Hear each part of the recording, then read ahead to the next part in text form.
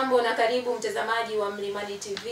Hii ni Mlimani leo asubuhi, kipengele cha pili cha Jahara. Ni kipindi ambacho kinakujia kila siku kuanzia Jumatatu mpaka Ijumaa, kikujuza habari mbalimbali kwa kisiasa, kiuchumi, kiutamaduni na kijamii.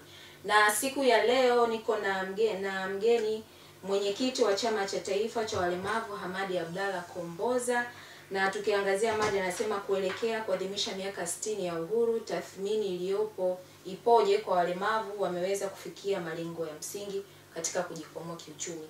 Langu jina ni Miriam Molodi, na moja kwa moja tuweze kuangalia hii mada mwenyekiti, kwamba kuelekea maadhimisho ya miaka 60 ya uhuru, tathmini ipoje kwa walemavu wameweza kufikia malengo yao ya msingi, hasa tukiangazia katika ngazi ya elimu, ambapo tutamlenga ambaye ni watoto ambao wako mashuleni, ili kuweza kujenga usawa na kupata ushirikiano katika hizo shule kwa walemavu. Tuanze hapa. Asante sana ndugu mwandishi. Kwanza nishukuru kwa kuweza kupata nafasi ya kunialika katika studio zenu ili kuja kuzungumzia masuala mbalimbali yanayohusu watu wenye ulemavu. Swali lako ni zuri. Labda nianze tu kwa kusema kumekuwa na mijadala mbalimbali, watu wakitofautiana kimawazo na kila mmoja akijenga hoja kati ya mwenye elimu na mwenye pesa. Yupi yupo katika nafasi nzuri zaidi? Na kila mmoja, kuna watu wanasema ukiwa na pesa basi umemaliza kila kitu, na wanajenga hoja zao. Lakini kuna wengine wanasema ukipata elimu basi ni bora zaidi hata ukikosa pesa, lakini ukiwa na elimu inaweza ikakusaidia kupata pesa. Nao pia wanajenga hoja kwa upande wao. Sasa mimi imani yangu na maelezo yangu ninavyoona kwamba swala la elimu ni swala la msingi sana. Yani jambo lolote lile ili uweze kulifanya kwa weledi lazima uwe na elimu. Elimu ndio itakuongoza katika kufanya mambo yako mbalimbali ya kimaendeleo. Sasa tunaadhimisha miaka 60 ya uhuru. Nchi yetu ilipata uhuru mwaka 1961. Na tunapozungumzia elimu mara nyingi tunaliangalia kuanzia chini, kwa maana ya watoto. Watoto hao ndio msingi mkubwa wa kuwatengenezea mazingira mazuri, hatimaye mwisho wa siku basi na wao waweze kuja kujitegemea. Sasa ukiachia kwamba sisi ni watu wenye ulemavu, sasa unapokosa elimu tayari msingi unakuwa umeharibu. Lakini unapopata elimu, ni imani yetu kwamba elimu ile pamoja na ulemavu uliokuwa nao, elimu ile itakusaidia kuja kujikwamua kiuchumi.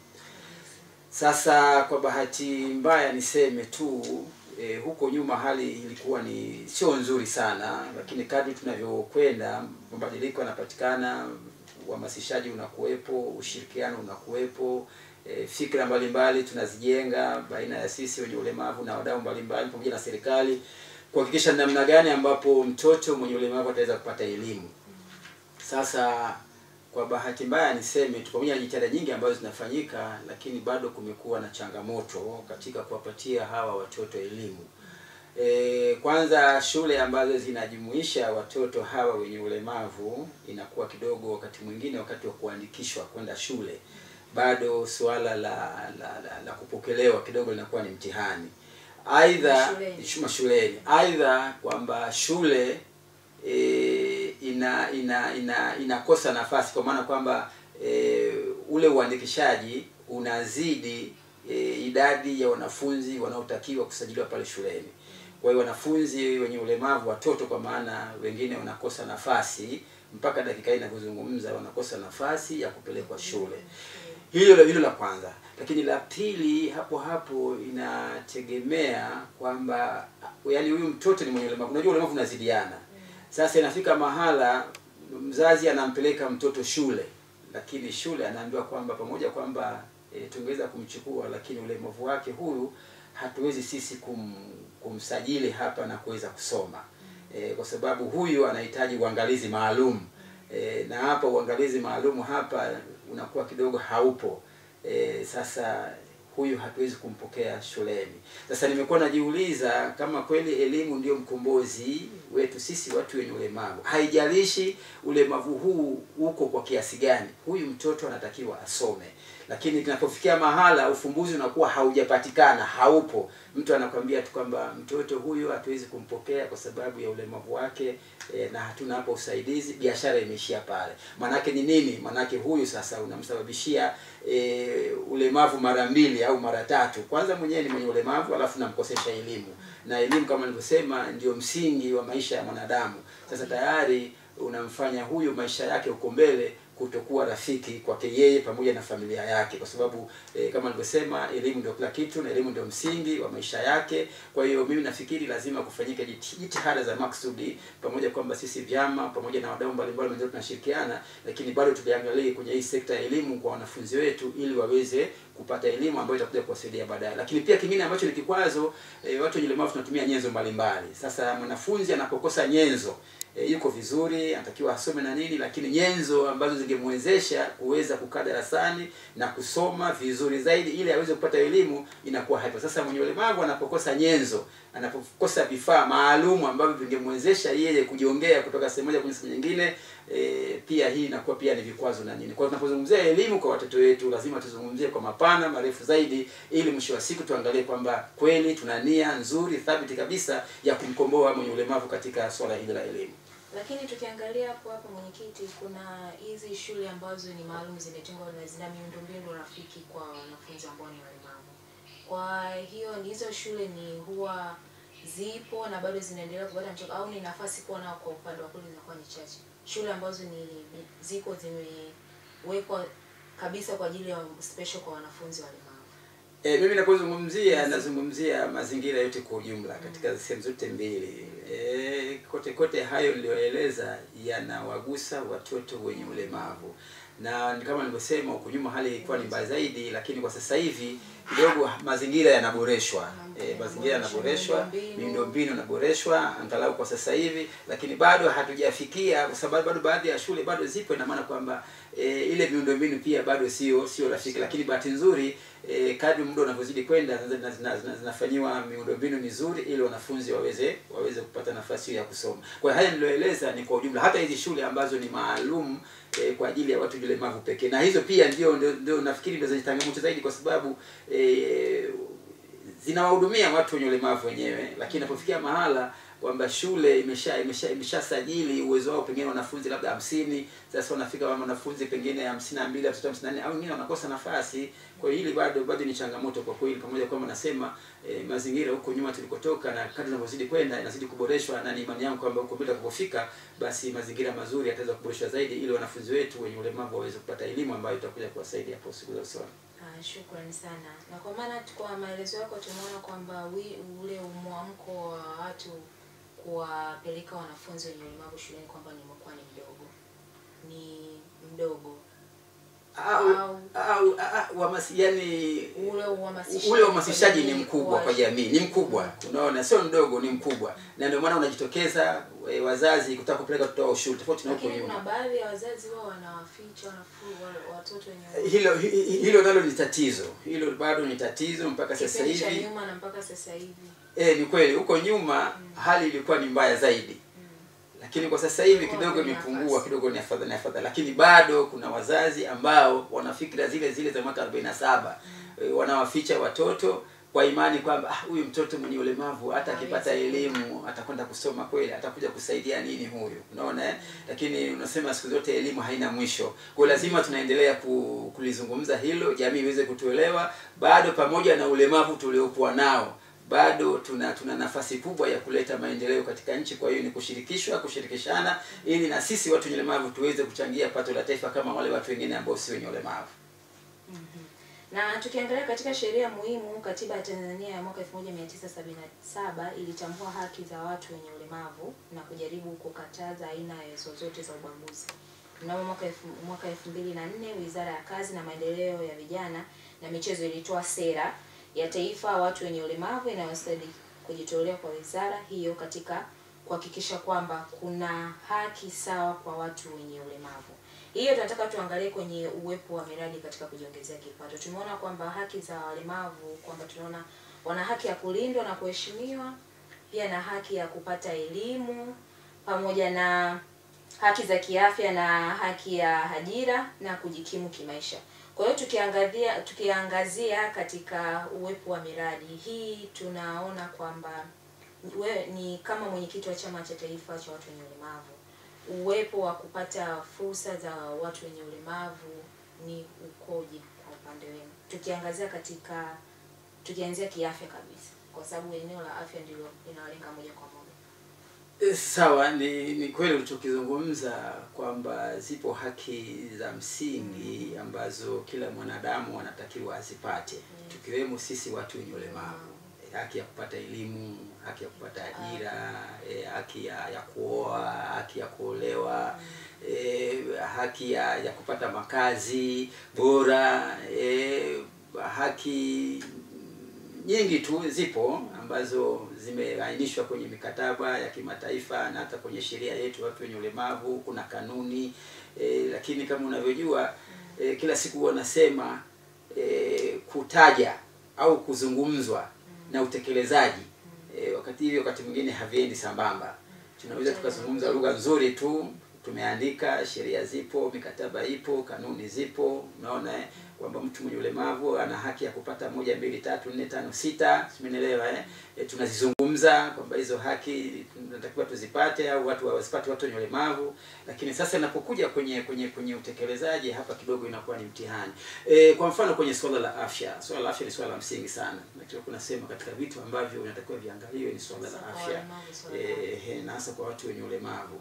Lakini na kutokana na mazingira yetu ya kiuchumi, unajua mazingira ya watu wenye ulemavu ni tofauti na ni yale lakini yana tofauti kidogo na wenzetu ambao si wenye ulemavu. Ina maana gharama ambayo tunaitumia sisi watu wenye ulemavu katika jambo lolote lile ni kubwa kuliko wale wenzetu ambao si wenye ulemavu. Sasa unapokuwa unaumwa, unapokwenda hospitali unatakiwa upate matibabu. Swala sijui kafanya hivi na nini, kalete barua sijui ya mwenyekiti wa serikali ya mtaa, wewe mtu akikuangalia tunakuwa wewe una uwezo wa kulipa na nini. Yaani kuna vikwazo ambavyo bado tunavipata na nini. Sisi kwa tunafikiria kwamba mwenye ulemavu anapofika hospitali, kama vile ambavyo sera ya afya ya mwaka 2006 kama sikosei, ambayo inazungumzia wazee, wanawake na watoto kupata matibabu bure, basi hata sisi watu wenye ulemavu, basi wakati tunafika kwenye masuala ya matibabu, basi ili nalo tungekuwa linawezeshwa kiurahisi bila kuwa na vikwazo vyovyote. Lakini unapofika hospitali hivyo vikwazo bado vipo, na ndio maana tunapiga kelele. Kwa sasa hivi bado serikali inazungumzia kuhusu bima ya afya kwa wote, lakini bado haijaweza kufanya kazi katika maandalizi kwenye mchakato. Lakini ugonjwa hausubiri. Ugonjwa hausubiri. Kwa hiyo sasa hivi nini kifanyike? Pengine leo tunaomba wadau wa hisani basi waweze kuchangia kuwanunulia bima za afya watu wenye ulemavu, ili wakati serikali itakapokuwa inatekeleza hivi mfuko wote basi iweze kutunufaisha sisi. Lakini tofauti na ilivyo sasa, kidogo kunakuwa na ugumu katika kupata matibabu sehemu za hospitalini. Lakini pia swala la haki ya kupata ajira, na hii nalo ni swala nyeti sana. Ili tumelinganisha kipindi cha nyuma na sasa hivi. Nasema kadri muda unavyozidi kwenda mabadiliko yanapatikana, lakini yanakuja kwa mabadiliko hayaji kwa mara moja. Unaona, yanakuja taratibu. Kwa hiyo tunapozungumzia masuala ya watu wenye ulemavu kwa swala la ajira, kwa sasa hivi angalau, lakini bado wapo wenye ulemavu ambao bahati nzuri wamepata elimu nzuri tu, na tungetegemea kwamba basi wao waweze kupata nafasi ya kwanza, kama sio ya upendeleo, lakini ni haki yetu pia kupata ajira, basi waweze kuajiriwa ili na wao waweze kujikwamua kiuchumi. Lakini sekta hii tumeipigia kelele muda mrefu na tutaendelea kuipigia kelele. Tunashukuru kwamba serikali nayo sasa hivi inajaribu kuamka kwa spidi kubwa sana, lakini bado watu wenye ulemavu katika sekta mbalimbali wanahitaji kupata ajira ili na wao hizi iweze kuwakomboa kiuchumi kama watu wengine. Na hili mimi nasema, unajua unapozungumzia uchumi unazungumzia swala ambalo ni nyeti sana. Unaona, kiasi kwamba maisha ya mwanadamu hayawezi kuendesheka kama uchumi ni mbovu. Kwa sababu uchumi ukiwa mzuri ndio akili yako inatulia, unaweza kupanga mipango yako kwa vizuri zaidi. Lakini kama wewe jambo la kiuchumi halijakaa vizuri, ina maana kwamba maisha yako bado itakuwa ni ya kubahatisha. Sasa na hili kwa siku nalizungumzia, ni kweli kama ulivyosema, tunatakiwa watu wenye ulemavu wenyewe wawe na miradi. Fursa za miradi kuzipata haziji kiurahisi. Inakuwa katika mazingira magumu kidogo. Kila mahala ambapo unazungumzia masuala ya watu wenye ulemavu ni lazima jitihada za kimakusudi zifanyike, sio kama zinakuja tu line tuna nini. Hapana, ni lazima watu wenye ulemavu kwa maana ya vyama, taasisi, mashirika, makampuni tushirikiane kwa pamoja, kwa sababu peke yetu watu wenye ulemavu hatuishi kwenye kisiwa. Tunaishi na wenzetu ambao na wao tunajua kwamba wanatuunga mkono.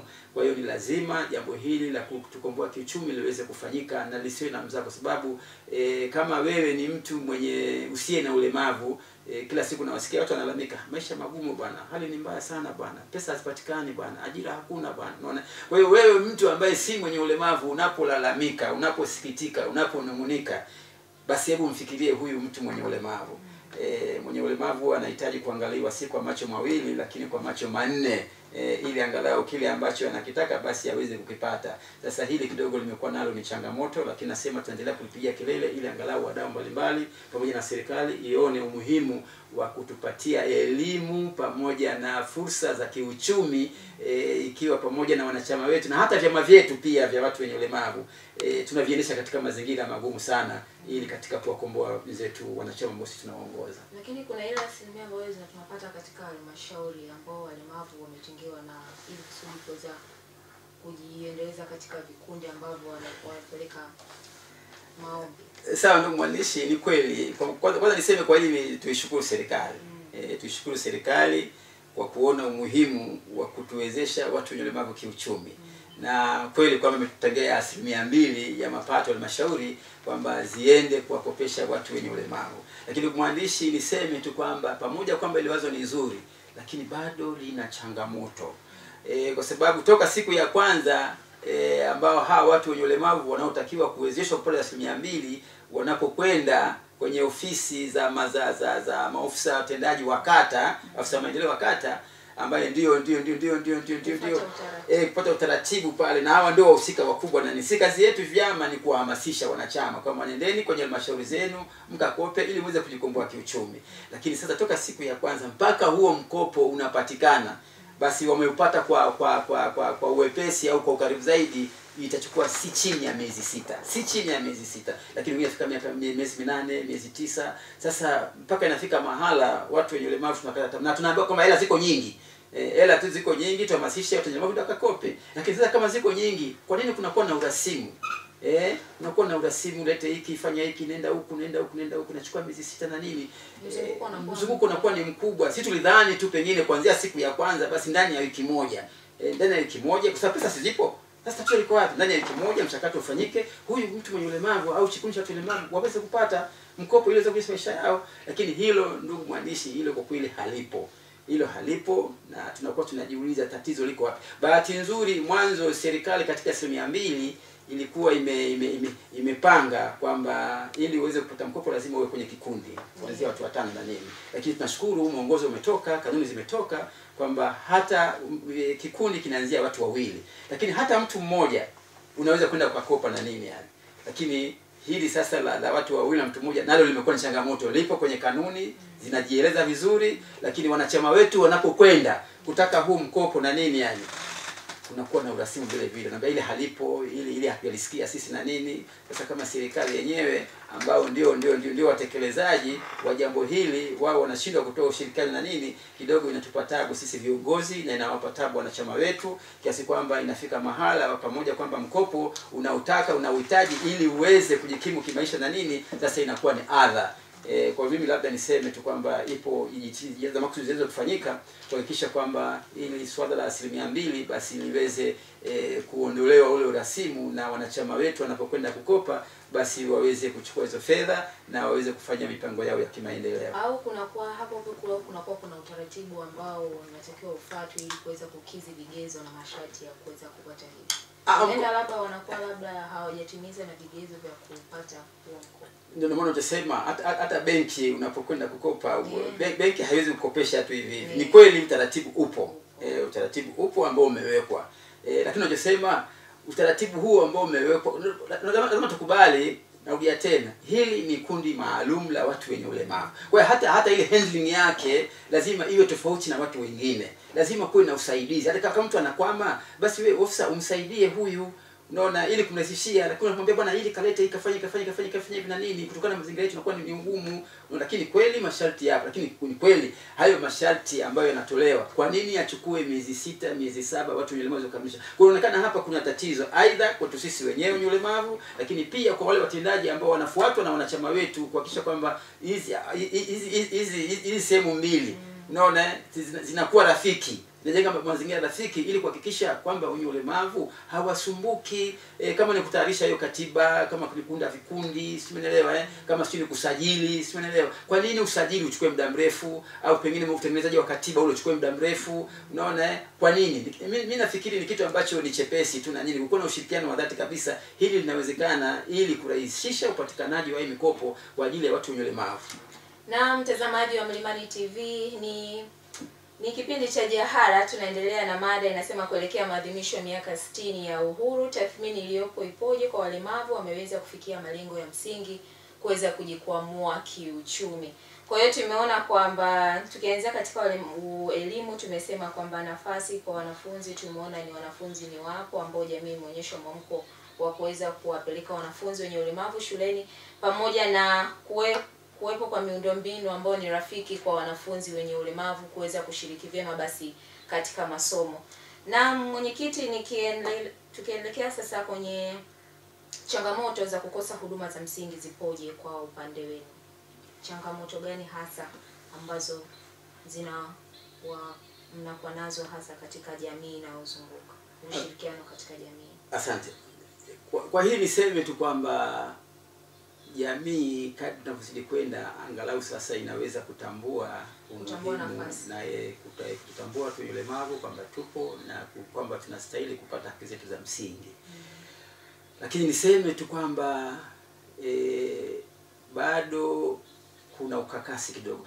Unajua kama mazingira hayo ya kupata fursa ya kuwezeshwa na nini yangekuwa ni rafiki, yangekuwa ni mazuri yani, basi kusingekuwa, pamoja kwamba sawa mwanadamu huwezi kukamilishiwa kwa 100% kila kitu kile unachokitaka, lakini kwa 100% kubwa pengine hizi kupaza kwetu sauti kungekuwa kunapungua.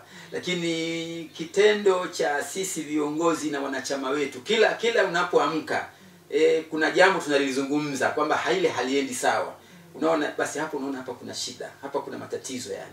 Na nipie tena ndugu zangu, ni maisha ya mtu mwenye ulemavu ni maisha ambayo kwa kweli yanatakiwa yaangaliwe kwa namna ya kipekee kabisa yani. Unaona, vinginevyo kama watu wenye ulemavu tutaacha, huwa natoa mfano kila siku ambao si mzuri na nini yani.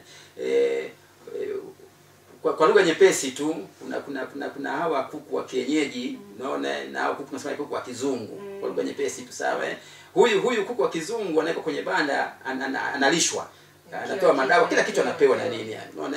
Lakini inapofika kwenye huyu kuku wa kienyeji, unaona, yeye maskini ya Mungu huyu sana yule anayemfuga atakayeweza kufanya tuna nini ni ile asubuhi kumfungulia tubanda, akamwambia nenda katafute riziki peke yako mwenyewe.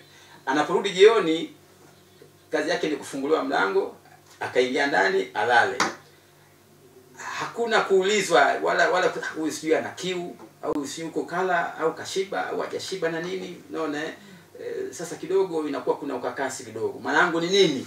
Manangu ni kwamba jamii ya watu wenye ulemavu, pamoja na jitihada nzuri kubwa zinazoweza kufanyika, lakini nasema bado, kwa kuwa kila siku tunazungumzia mambo kadhaa wa kadha hayajakaa sawa, hii bado inatudhihirishia kwamba bado kuna ukakasi katika kuhakikisha kwamba watu wenye ulemavu katika hizi fursa za kimaendeleo na sisi tunazipata. Sitaki kuingia sana huko na nini, lakini ni kweli bado jamani, ndugu zanguni, matatizo, shida za watu wenye ulemavu bado zipo, na tukianza kuziorodhesha hapa tutafika mpaka saa 2 za usiku hapa. Na hizo kila siku tumekuwa tunaziimba, tunazizungumza, tunahudhuria vikao, tunahudhuria makongamano, tunazungumzia changamoto jamani, changamoto 1 2 3 1 2 ni hizo hazibadiliki, unaona lakini bado serikali haijachukua jitihada katika hati kuweka hata kuhakikisha kwamba hata moja ya hizo changamoto kwamba zimeweza kutatuliwa. Hakuna hata moja jamani.